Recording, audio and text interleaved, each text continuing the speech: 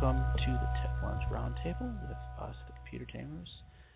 And I am Mish, and that is Jaison. Hi, Jaison.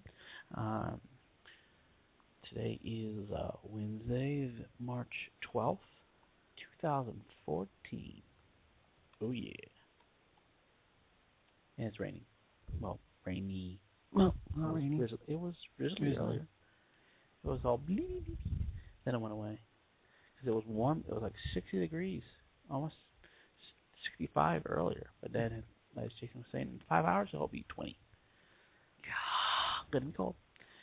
So anyway, we're going to be talking about a couple different things. Our main topic of the show is going to be talking about operating systems and where have we come from, basically.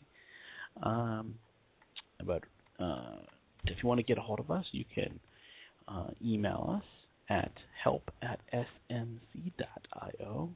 and our website is smtc.io. From there, you can subscribe to our YouTube, or like our Facebook, and follow our Twitter. I believe it's all on our website. Yeah. Let's see. If you want to give us a call, call-in number is 818-739-8894. If you are listening to this on the archive, that won't work at that time period. Sorry. Right. Way life goes. Anyways, we got news. Then we're going to have our main topic. But so let's get started. We'll start with some lighthearted, nothing that's going to, take over your world.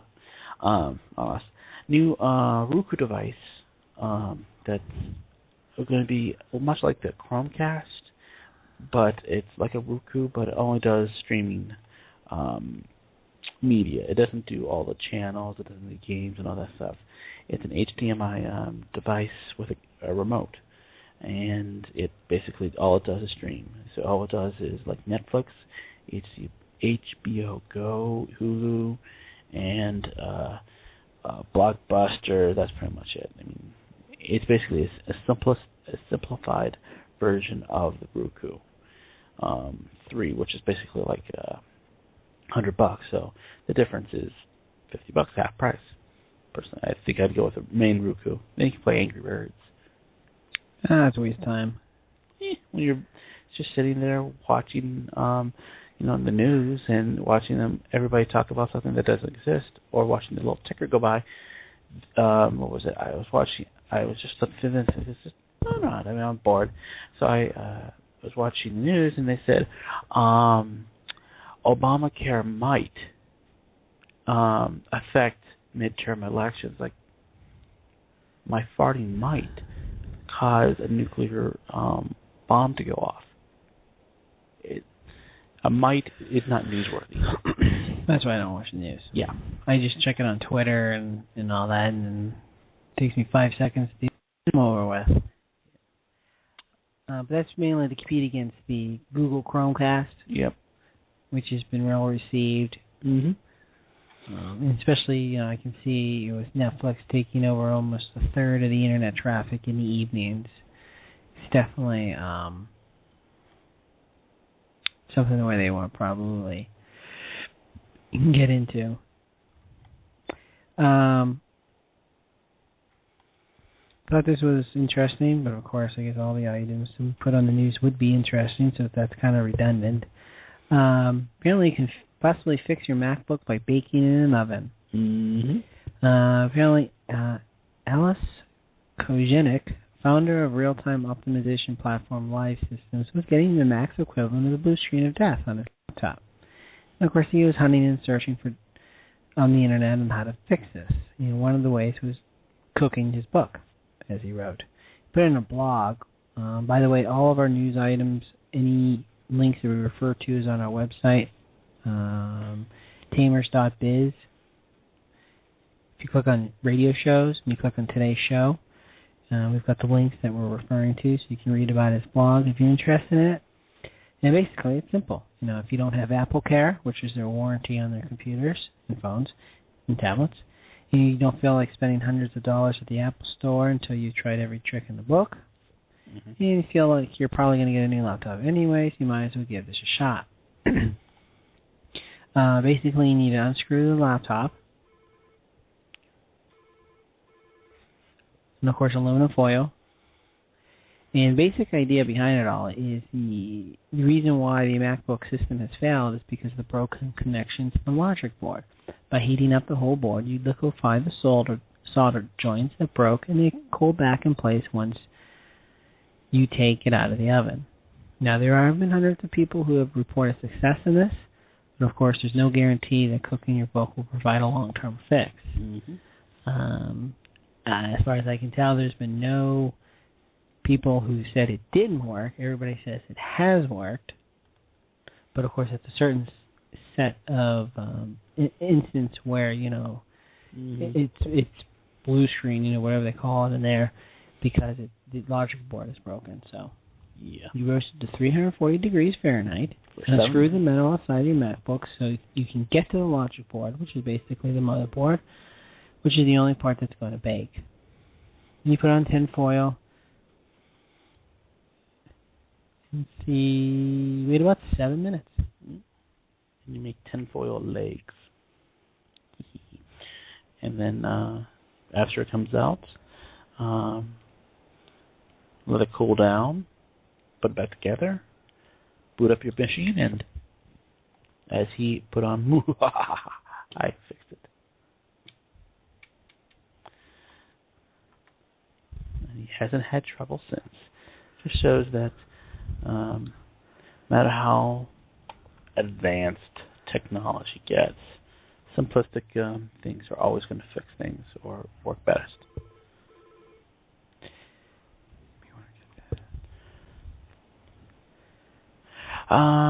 Let's see. Found this interesting because people always people have been, everybody has their webcams and all this kind of stuff. And everyone wants to go to the smart grid and blah, blah, blah, and stupidity. Man guilty of fixing, quotes, women's, and this is women's, not just a woman, computers to spy on them via the webcam. A 30-year-old London man is found guilty of fiddling with 3 women's computers so that he could spy on them through their webcams. For a week-long trial, the police said he had followed a complex and protracted investigation involved in detailed examination and evaluation of computer files. And I was retarded there. Anyway, basically what they did was they had a look through all of his files on the suspected computers and his computers, and once they found evidence, and he was sent to buy. Because this comes on, I guess you could say, on the heels of last year, Miss Teen USA's cell phone was hacked, and got bedroom pictures of herself. And then there was a thing about selling access to hacked webcams. People were selling it, so it just shows that you got to be careful who accesses your computer, and also you got to cover up those webcams. If you're not using them, like mine is right now, be covered for the last forever until I use it again. You need to control your access ability. All right, the U.S. government has moved to drop several charges against journalist and activist Barrett Brown that could have had far-reaching consequences for all users of the web. Brown, who is currently being held in Texas, faces 2 separate trials over the coming months, which will see him answer 17 charges related to his work on uncovering online surveillance. So in total, Brown faces 3 separate indictments, but the main one, covering 12 counts, revolves around his posting of a hyperlink on an internet chat room which pointed towards data stolen from Stratfor. He had posted a hyperlink on his Project PM chat room back in December 25, 2011, the day after Stratfor was hacked, but wasn't arrested and charged until the following September. Apparently, by the time he published the hyperlink, it had already been disseminated on several chat rooms, and that the FBI had themselves been aware that the leaked data had been available for a few days. He was never accused of hacking Stratford himself, nor did he actually publish the information. But because he created a hyperlink, the U.S. government went after him and charged him. But fortunately enough, he was able. They're going to drop that because it really didn't make any sense. Because in case, this could have affected that anybody who does a hyperlink could be held responsible, which is of course what the whole World Wide Web is designed for. If I send you a hyperlink and it has, information on how to make a great cheese sandwich, and there's a comment that talks about how to make a nuclear bomb, what am I in? That's kind of like it's bullcrap because I don't know what may have been added to, or it's just a hyperlink. It's an address. Go to 1015 Main Street. There's a great deli there. They have good cheese sandwiches. Well, that business has now closed down, and now there's a gun shop there. It's changed. So just having an address is not, I don't think, legally. I think it's poop. Anyway, Popcorn Time is a new streaming BitTorrent site that takes on Netflix. I was trying to use it, but I didn't get very far. Basically what it is there are thousands of BitTorrents out there, of torrents of movies and whatnot. Apparently what they've done is created almost a network of what they know as good downloads and whatnot, and made it into a service. And they even tell you some countries copyright information is illegal to be seen. Whereas, so they basically use like a little disclaimer. It's actually pretty cool. I mean, if it's the idea, basically it'll make Netflix go out of business in like that. I tried using it, but our internet wasn't fast enough, and you didn't have your 3G phone, which was faster than our internet. No, it just didn't load right on my computer. Oh, it's probably our internet. Yeah, let's do it. It did it here. Okay. Yahoo cutting off access to services for Google, Facebook, and logons. Yahoo will no longer allow users to access its services, including the popular fantasy sports platform photo sharing site Flickr, using login credentials from competitors Google, Facebook. Users must have a Yahoo ID. It's just, I think what they're doing is they're being stupid because they have no idea what they're doing. And it was actually, I always thought that was a nice thing. Is that, I can log in just with my Facebook account. Cool. I don't have to create another user account, the password. Right. It was more centralized, which from a privacy aspect is not a good idea because they know more about you. But now they're going, you have to be a Yahoo. I used to have a Yahoo account.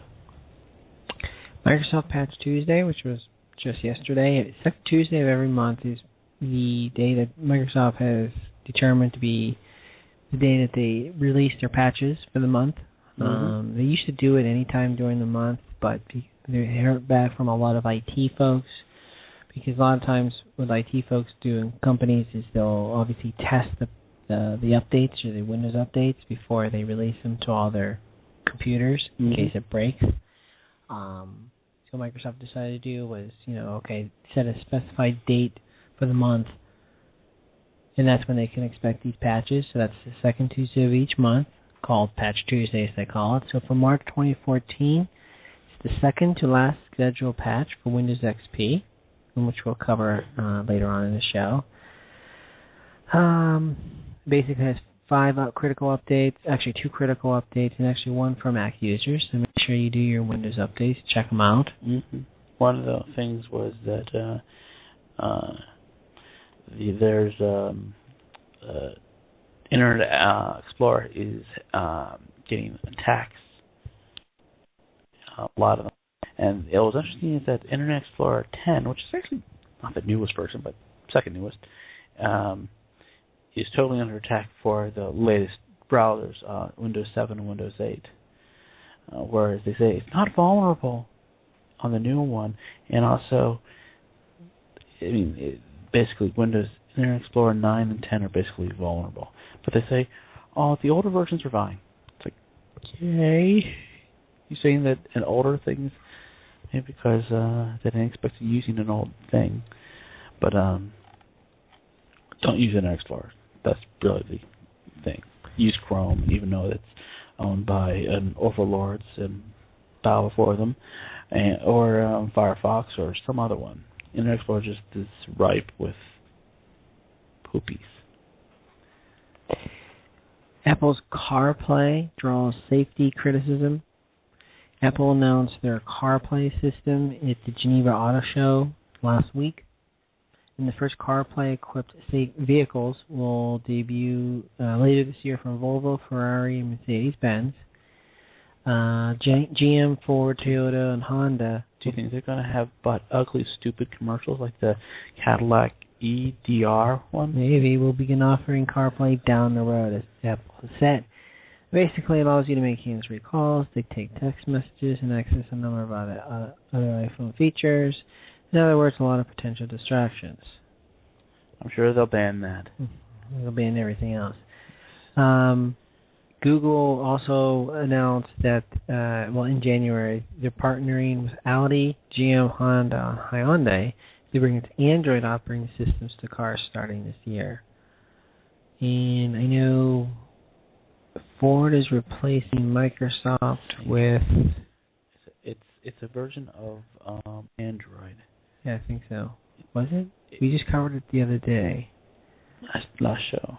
Let me go back to our... Before that.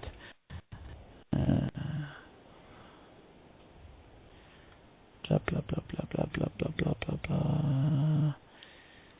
See why you look that up. Lastly, Walmart is slashing its iPhone prices. About time.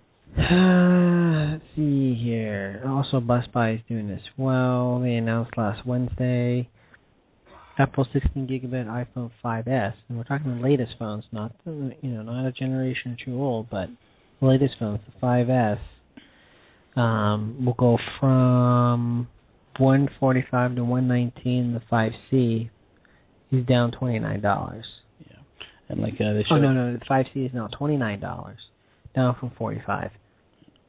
What it shows is that, of course, you have to get the contract and all that bullcrap. But it shows is that like you can get like Galaxy S4, which the S5 is just coming out. 2-year contract for $49, down from $99. So basically, you can get a brand new phone, almost like a burner phone. One of those prepaid ones, but it's about the same price. Of course, you got a contract. Yeah. I think what they're showing is that their phones are way too overpriced. People just can't afford them. I'm still looking. Well, we go into our topic, which is operating systems, and what really sparked it was the final countdown of Windows XP. It is ending on April 8th, so just under a month from now. Yeah. They actually have a countdown, Microsoft, on one of their pages when XP is actually going to be officially discontinued. And again, what that means is they will no longer be providing updates or critical updates or basically support for Windows XP.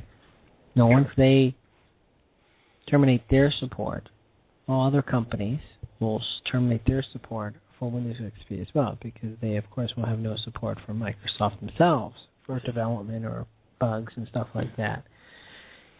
What you're going to get through Windows Update, I think actually in March,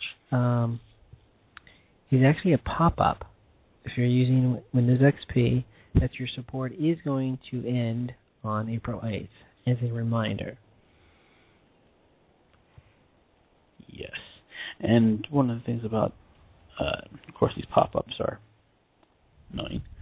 because apparently they pop up a lot every time you boot up the computer and you turn on. But one of the things that people need to be aware of is, just from a security aspect, a lot of these people are, that have XP are getting fake calls of support. Oh, your computer is blah blah blah and whatnot. Right, from India or Pakistan. Yep, and they'll say that they're calling from Microsoft. They need to fix your computer, and it's basically a phishing scam. So you got to be aware of that. But where did all of this start from? I mean, you have XP and what's ending and all that. Well, XP has been around, probably not the longest, but close to the longest supported operating system. We're going on, let's see, it's 2014. It came out in 2001. So a little over 13 years old. I mean, that is a long time in computer terms. I mean, 2 years is old, but shows that XP is ancient. Also means that it shows that the engineering of XP was pretty darn close to almost perfect. I mean, it has issues, of course, but they made it so that it worked. It was simplistic, and it worked well. It had the right aspirations, and basically, it did its job. People even would get Windows Vista and go back, because they'd actually bring it to us and say, I hate Vista, I want XP back. And right. Well, a lot of IT folks have said that XP is actually one of the most stable operating systems out there as far as Windows is concerned, because it's been out so long. Yes. All the if not most, but the bugs were already worked out. Yes. It's only little exploits now that you have to deal with. Like they find like a buffer overrun or something like that from our third party or something like that. I'm going to sneeze. So what does that mean? If you've got a computer, obviously if you're buying a new computer, this has been around for a while now, is you would get Windows 7 on it. Yeah. Now there are some companies, specifically Lenovo, maybe Dell, at one point were still offering some business computers with Windows XP. But that's no longer going to be available. So any new computer now is going to have Windows 7 on it, basically. Mm-hmm. Or Windows 8, I should say. Really, Windows 8. Any new computer you get have Windows 8. Yes. Some Dell, some Lenovo, some HP business computers are going to have Windows 7 on. Excuse me, have Windows 7 on them. If you've currently got a computer now with XP, you can certainly keep running it, but just keep in mind you're not going to have any updates as of May, really. So any bugs or buffer overruns and so forth are not going to be fixed. Mm-hmm. So your data is at risk. You'll need to upgrade. Yes, upgrade. And the thing about XP, use minimal resources compared to a lot of the new operating systems. Windows 8, I hear, yes, it can probably run on. It's just Windows 7. There's, let's just say, issues there. Like, but if you are, I'll give you this after I say this, but basically there's a lot of other operating systems that you can use instead of XP. Because if you have to upgrade, which means you're basically getting a new operating system, you might want to go to, there's one, if you want to go for a low resource heavy operating system that is new and runs cool stuff, it's called Ubuntu. It's actually a Ubuntu.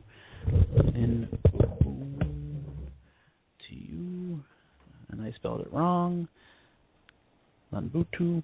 And what is basically, it's a lightweight, fast Linux or Ubuntu version. And Ubuntu basically, they made it to be user friendly. Almost kind of like how XP, you plug and play things and stuff like that. But I've been playing around with it. It actually works quite well. I have a old P4 256 mega RAM. It's slower than Jason's internet. Ha ha. Our internet. Yeah. So and it works quite well. I mean, it works good. And so like stuff like that. Or there was another one. Excuse me. I can't remember. It's a group of people. What they were doing is they were going to make a open version it would basically be Windows XP, work exactly the same, and all the same software would run on it.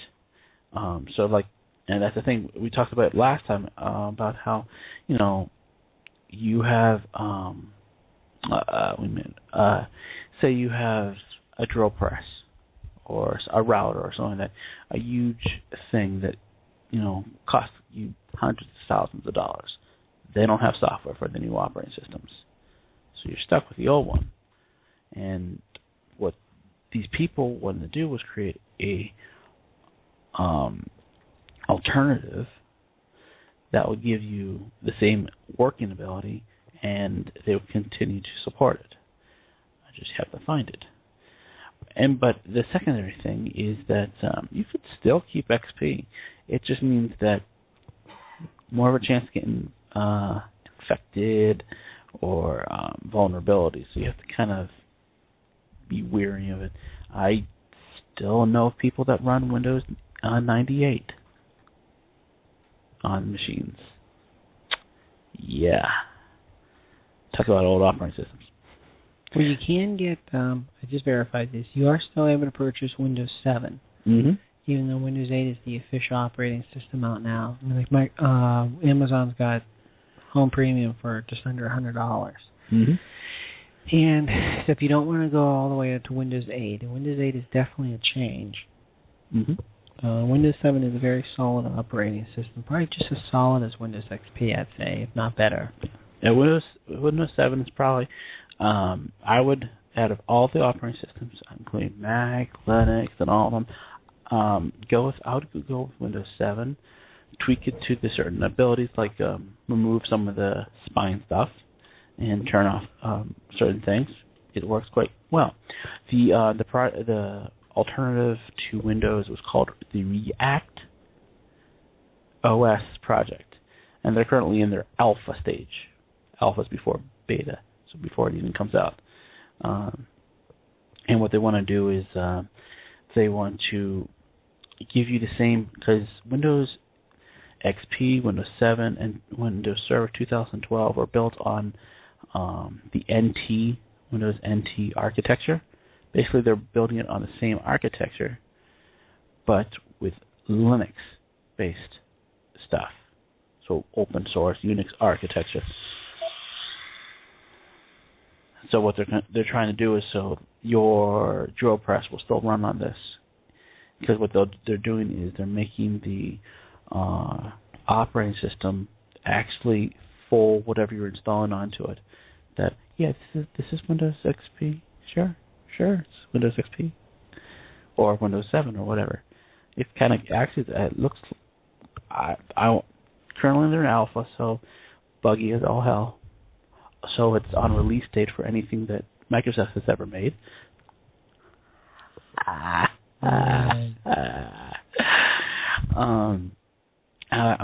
gonna stay, as they say, stay tuned, because I'm kind of interested in it. Because like that and the Ubuntu, I mean, there's a lot of alternatives that are going to be out there. You don't have to have the big bad one, and one of these would actually work well because they use less resources. But the thing, you have to have almost a supercomputer to run all of these operating systems now. I'm running a Windows 8 on my MacBook Air. It's got a Core Duo, and it's got, I think, 4 gig of RAM. I don't even remember. 2 gig of RAM, which is not nowadays. I mean, you can get 16 gig of RAM, but it should work fine, and it is slow doing anything. I remember when I had Windows 7 on the same machine, worked like a dream. I only upgraded because we had an upgrade, so it's like, sure, why not? Even though I would like to go back because the Mac software that controls like the touchpad and whatnot doesn't exist anymore for it, and I can't reinstall it, so I'm kind of screwed there. But that's life. So I had to make my right click is my right alt button, so that's fine. But it's okay. But at Windows 7, if somebody was going to upgrade, say that, I'm going to upgrade. But as I was saying, is that your Windows XP machine may not run Windows 7, may not run Windows 8. Because say it's, let's say, a good XP machine that came out, say, 2006 or 2008, would have been maybe a dual core, maybe. P4, definitely P4, and maybe 512 to a gig of RAM. I know a lot of machines, especially the Dell ones, came out with 256 meg RAM for the XP. Most people upgraded. Right. Microsoft does have both for Windows 7 and 8 the Upgrade Advisor, little program you download. So like the Windows 7 Upgrade Advisor and Windows 8 Upgrade Advisor. You download the program and install it. It scans your PC to see if it is able to run either 7 or 8. It'll list all the passes and the fails and what needs to be done. You need more RAM. But the nice thing, not only will it check your hardware, but it'll check your software and drivers. It's actually going to tell you specifically this driver is not. You're going to have to update this driver. If one's available, it even gives you the link to it, so you can actually save it as a file or like an HTML file, and then use that when you're done. Actually, I think what happens is you'll download all those during the upgrade. It'll use what you downloaded. Yes, it's a fairly easy process. That was something that they did in Windows 7 because Mac does this. Because basically Windows rips off Mac and Mac rips off Windows. Right? It's like they're weird. Anyway, they're cheating off of each other. The Windows 7, you plugged in something, and it would detect it and launch it and do all the fun stuff. But whereas, and the same thing happened with Windows 8. The only thing is, they might say that you could run this machine, Windows 7 on your machine, and maybe it'll run it. But it's raining. But you need to double check and see what your score is. Higher the better. Because you might get a score of 2.5. Your computer is going to be slower than snot. Right. So you need to get, I would say, when they show you the indexes, 5 or over will be a good baseline. But then you have to remember about, cost versus price. How much is it going to cost you to upgrade? The Windows 8 is $249 for, I think, the basic version or something like that. And Windows 7, I think you can get for like $180 or something like that, $175. It's not super expensive. But, $200, spend the time, could all do that. Maybe it's worth, you can buy a brand new machine for $400. And it has Windows 8 or 7 on it and has all the requirements. So you kind of have to look cost versus price. Because your time of sitting there breaking it, because it might break, is worth something. If say you're one of those professional people, like my time, I charge $89 an hour. Say it takes me 3 hours. That's a little under $300. That's that I could have billed myself or I could have made. So that's why when you sit on the phone with tech support for hours on end, you should be sending these people bills for wasting your time. But yes, definitely do the Upgrade Advisor beforehand and see what it can do. Because it may be able to run the operating system, but will also run your apps and whatnot. And that's a secondary thing, is that some apps will no longer be supported either. Office 2003, Server 2003, I believe, will no longer be supported either. So you, in addition to XP, your Office applications, so like I run on my home computer Office 2003 just because it's quick. So that will no longer get updates. So same thing, you might need to upgrade. Wow, it is raining, and I'm sure your seat is now wet. Did you leave the window open? No. Oh. Just because the car hates us. Anyway, so, and also, you need to also double check and make sure you, if you have 32-bit version or 64-bit, do that scan. And once you have basically that information, you can make your decision and see what is going to happen to your. What is the best plan of action? Because maybe upgrading is not. Maybe just kicking the computer off the side, just take your files off, put it on a new machine, there you go. Because the way it's been going is that fixing or upgrading is no longer cost effective compared to just buying a new one. And I think even Windows 7 and Windows 8 both have a file and program transfer feature. That if you want to buy a new computer, basically run the program on your old computer. Yep. It'll save all the programs. You basically tell it, okay, I've got XP on this computer, I'm moving to Windows 7. It'll save all your documents, pictures, your settings, and the programs you want. It'll first scan what programs are eligible to be migrated over. You'll copy those to like an external hard drive, maybe a DVD. On the new computer, you run it, import those in. Exactly. And so it's just, you kind of have to think about, longevity too. Say your computer is running XP, you've had it for 6 years, might fail in other ways too. You have to kind of be aware of these things. Think before acting. Kind of like which a lot of people would do with YouTube videos and comments. Think before hitting that little enter button that says comment. Right. Anyway, that's pretty much it. XP, you can even keep XP. Except for being aware of you might get infected, but it's going to get into the same boat as Windows 98. And there's probably a couple hundred people that are using Windows 98 out there on the internet that are safe. Because nobody's going to think, I'm going to make an exploit that goes to Windows 98. The bad people of the world, i.e. governments and hackers, are going after not the lowest common denominator, the common denominator. Everybody uses Windows 7, Windows